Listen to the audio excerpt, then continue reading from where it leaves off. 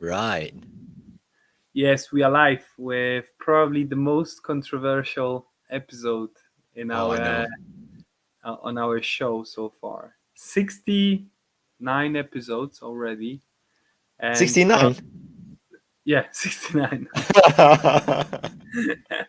I know what And you're we're talking thinking. about controversial Yeah, subjects. and we are talking about the guy who has been labeled as misogynistic and stuff like that. Um, I get it. He's Andrew Tate is very controversial person, Mm. but at the same time, I started following him because I haven't heard. I think the first time I have heard about him was when he talked uh, about why he why he bought a Bugatti, So Mm. he explained in some interview that he bought a Bugatti because he didn't believe that any car is actually worth like I don't know $4 million, right? $4 or $5 million. He said that he bought it because he knew that owning a Bugatti gives him an access to the club of Bugatti owners, right? So Mm. he wanted this access to people who have millions and billions of dollars on their bank accounts because he believed that owning a Bugatti will get him like an access to this Bugatti club, and then he Yeah. will he will make some business through owning Bugatti. And I get it. Like I also like thought about it with a different angle. Like, mate, Mm. once you have a Bugatti and you go out there and you say, "Ooh, you," because of course some people are very low key when it comes to their expensive cars, but when people are like showing off with their expensive car, they become famous. So if you Mm. buy an expensive car, you can leverage it to get some reach on social media, and Completely. maybe you can do some business with it. So think about it strategically, not only through the materialistic angle. But today we're gonna talk about his views on becoming a hustler, actually. So we Mm. picked few of his quotes about hustling, about business, and we will just discuss those quotes about business and hustling. We will not discuss his views or his quotes on man women man relationships, man over women overall, or maybe mental health or something like that. We Mm. will only discuss his views on On business business. and Yeah. hustling. So let's Yeah. start with Let's the go. first one. Do you want to go first or shall I go first? Yeah, go first. Okay. I did my talk already. Okay. Cool. I think we picked about five or six between us, right? So the first one that I have is this one. What doesn't kill you makes you stronger isn't necessarily true. However, what didn't kill you didn't kill you, and you should have at least learned something. And I agree, it's like people always say like what doesn't kill you makes you stronger. Actually, that's kind of like I actually never see it that way, because makes you stronger and what doesn't kill you are two fundamentally different things. Because what doesn't kill you does not mean that you have learned something or you have developed the skills that make you stronger. It just means that you have survived. But I think to make you stronger means you have to thrive out of what doesn't kill you. And that takes a completely different mindset. So for me, it's like when you try something and it didn't quite work, or it worked, but it didn't quite reach your goals, or something happened and then you survived it. But that does not mean you're now stronger. It just means that you've gone through something and you have survived. But to become better or stronger, you actually have to become more resourceful to see how you can make the most out of what actually happened to you in that particular instance, and how do you maximize that. So give you an example. If someone says, yep, COVID happened, lost my job. Yes, so that maybe something has killed you, but that does not mean losing a job doesn't mean you are somehow now stronger. But losing a job and actually go find something and make it better out of the previous job that you just lost is you stronger. But the difference is some people will just choose to say, oh, this happened to me, it's not my fault, blah, blah, blah, blah, blah. Some people will say, this is trying to kill me. I'm not going to let it happen. I'm going to go out there, find other opportunities and maximize them and make the most out of what I've got. Then that is a completely different mindset. It's difference. Do you become more resourceful? And do you actually have the mindset and mentality to go, how am I maximizing what's happening to me at the moment? So it's about keeping an eye out on looking for opportunities that's out there, which I think this is so true, because the song is just what doesn't kill you makes you stronger, but actually what doesn't kill you and what makes you stronger are two different things. And actually, if you have the mindset, something doesn't have to kill you, but you can always become strong anyway. So for me, that was when I go, you know what, that's kind of true. And the difference is whether you have learned something and actually make a difference based on what you've learned. I would rather, like, I agree with what you just said. I would just. Oh, your audio is a bit it's a bit low actually. Is there something wrong with it? How about now? How about now? Maybe I will take it. Yeah, now it's better. Yeah, Is it better now? yeah. Okay. So what I wanted to say is that maybe we should, uh, when it comes to this saying, "What doesn't kill you makes you stronger," uh, this adjective "stronger" can be replaced with some other things that more or less mean the same thing. So it doesn't mean only make you stronger. It will make you, I don't know, more resistant, more Mm, resource, more knowledgeable about things. So there is like a wider context that we can think of when we hear stronger. mm, We don't have to interpret it as a, as an actual body strength, as an actual mind strength. mm, Can we can interpret it in different ways. So, but at the end of the day, yeah, you should have at least learned something. So actually, his focus is on, you know what? Honestly, like, if something bad happens to you, and you don't take a lesson out of it, then you don't have the right mindset, you know.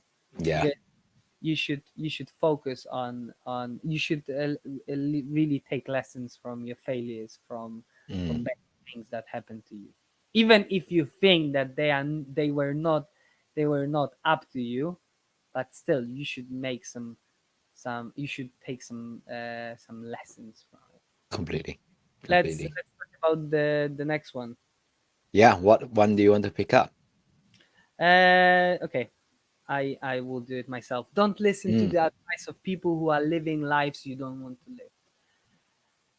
Um, that's actually, very true. That's that's it. It really resonates with me on this level that, I talked about it on one of the previous shows, that uh, in 2020, just before COVID, I had this, very difficult conversation in my life with one of the most important people in my life, and this person used to be my role model, and I didn't take advice from him, even though his advice was very, like, pushy. Let's say it wasn't mm, even like an advice; it was like, advice slash order, uh, and I didn't take it.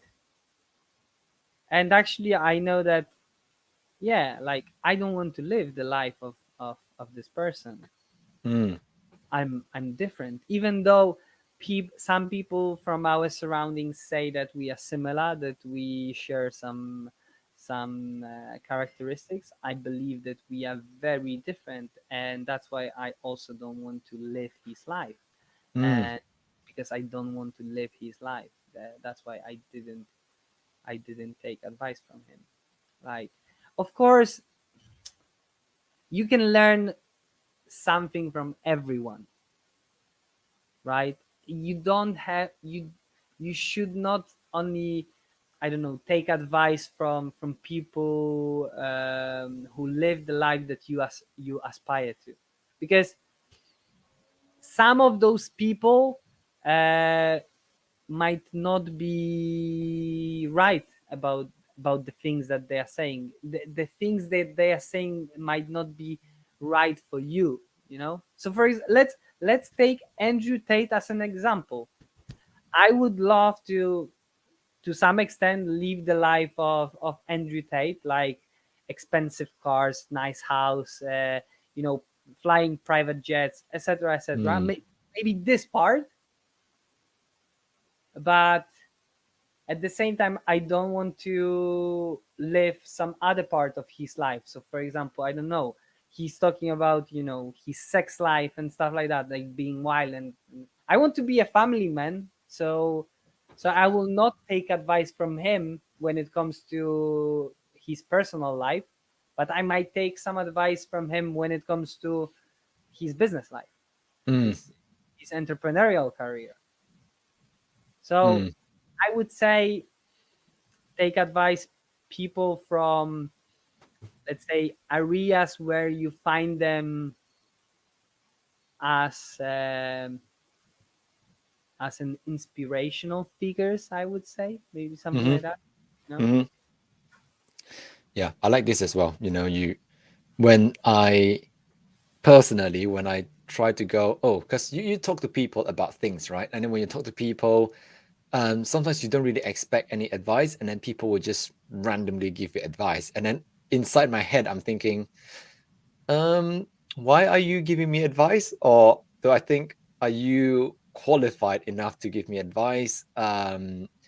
Then I think that's something that I just like keep reminding myself of, which is, don't waste your time asking advice from people who you don't want to who do you want to live like. And if you do, even if you do, only make sure that you do it in certain aspects of that type of personality that they want to become. So don't take everything as gospel is what I would say. Yeah, Yeah. definitely. Cool. Next one. So I think I picked this one, which is you cannot save yourself rich. You have to earn yourself rich. You have to find a way to make yourself more money. Stopping yourself from spending money is never going to make you rich. So, this is, I think, where it gets a little bit tricky and controversial when people start to talk about money, because everyone's got a different value and mindset about money, right? So, but I think why it resonates with me is because in the past, I think I would be the type of person who really just wants to save and not spend as much as I can, because I think that gives me a sense of security to know that there is a fixed amount of money in your bank account, to know that, oh, when there is a rainy day, you can spend that money on something, or you have that safety blanket. But then the more I start to educate myself about personal finance, financial education, and you really go and study a lot of the really rich people, you realize that they actually do invest. They do have multiple ways of making money work for them. They also go out and create ways to earn more money so that they can invest more. So I have now shifted after a lot of years to go, you know what? I just need to save enough for me to have 2 or 3 months of lifestyle. I keep my cash to a very, very low minimal. Everything else, I invest them into various different things. It really depends, I think, how you take this message, because you and I, we are young, and hopefully the people who are listening to this are sort of in your 20s. You've got time. You have got time and energy to try things, to fail, etc. And for me, this is the time that I want to try things and fail. But at the same time, is you got to get the mindset of compound interest right at this very stage to make time go in your favor. So for me, I don't keep a spreadsheet about how much money I'm spending and this and that. I'm like, oh, that's too hard for me. But I focus on two things, which is, how can I invest better? How can I create a skill for that? and also how can I go make myself more money. So like doing a day job is good, you know. I do earn income and it's safe, it's all well, but I also go out and try to see if I can create a business to earn some extra income, because that is an extra for me. It's does a couple of things. One is like it's an extra income so that I can invest more, I can earn more, but also you develop the skills and you don't put all your eggs in one basket, right? You that's kind of like what we hustle that we do, which is we want to make ourselves better. So I think let's be real, money is important, and I don't believe there is someone is who says actually I don't want to be rich. Like I think everyone wants to be rich, whatever rich means for you. It might be earning a lot of money, it might be having a good lifestyle, it might be going to a restaurant without worrying how much price to pay, it might be going on a holiday every 6 months. I don't know. But I think everyone has that rich lifestyle that they want to live. But I think the way to get that is not just by saving every single penny, but it's actually improving your skill so that you become more valuable in the marketplace. You can go and earn more. You can demonstrate to people the skills, and really challenge yourself and push yourself to see how much you can earn, because there's there is a bottom to how much you can earn, but there's no ceiling to how much you can earn. You know, there's no one to say you can't earn twice as much as you do now. So I think that mindset has completely changed the way that I see money. And now I'm just like, you know what? How else can I go and increase that sort of income stream? I guess is what I'm saying. So save money is important, but that's just not my focus. My focus is on how can I earn more, invest more. Yeah, that's my view. What's your thought? My thought is that invest, like definitely invest, Mm, but invest in two things. One, skills that will you can improve and develop with investing some money and time. Because then, if you go bust with the right skill set, you can go back on top. You know. mm-hmm, So for example, I almost went bust at the beginning of this year, but I managed to pull it back up. go back. Let's say Mm, I didn't go bust because I had skill set that I could use to bring myself back to life. Let's say. mm, Right. mm, The other thing is invest in relationships. So invest your time, invest your money in relationships. Don't refuse your friends meeting with them. Don't refuse going out with them. Don't mm, refuse spending time with them. I'm not talking about, spending all of your time with them and not working. I'm talking like, don't avoid your friends with this, excuse of, oh, I don't want to spend money on partying, on dining with someone. I don't want to spend time. Because if you develop these relationships, some of them may become so strong that once you go bust, these people might help you. It's mm, not guaranteed, but I believe that when it comes to myself, if if it was for me to if I was to go bust and I would need some external help, I have someone who I can turn to and ask for some help because yeah, I invested time and money in relationships yeah. with I some people. think, without sticking saying on this too for too long, it's like rich is not just in the sense of money rich, Yeah, it's also in terms of emotions rich, relationship rich, friendship rich, family skills. rich, Yeah, yeah, skills rich, etc. So yeah, I yeah. think that's very, very Okay, valid. I will pick the last one for tonight. Yeah. Okay, Mm, discipline is the key to success. Absolutely is. If you cannot force yourself to do something you don't want to, how are you even gonna put yourself through the suffering required for greatness? This is very Tim Grover like feeling, Tim Grover vibe.